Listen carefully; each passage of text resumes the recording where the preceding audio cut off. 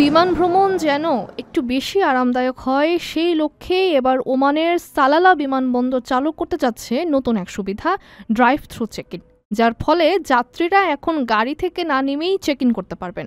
সেই সাথে সংগ্রহ করতে পারবেন বোর্ডিং পাস, এমনকি লাগেজও জমা দিতে পারবেন। এই সেবা চালু হচ্ছে 15 জুলাই থেকে এবং চলবে 15 অক্টোবর পর্যন্ত। সালালা বিমানবন্দর এই প্রকল্পের নাম দিয়েছে ট্রাভেল ইজিয়ার। প্রতিদিন সকাল 8টা থেকে রাত 8টা পর্যন্ত চালু থাকবে এই সেবা। যাত্রীরা তাদের ফ্লাইটের সময়ের 12 ঘন্টা আগেও এসে চেক ইন করতে পারবেন। জুলাই থেকে সেপ্টেম্বর পর্যন্ত খারিফ ঘিরে সালালা শহরে পর্যটকদের উপচে পড়া ভিড় থাকে।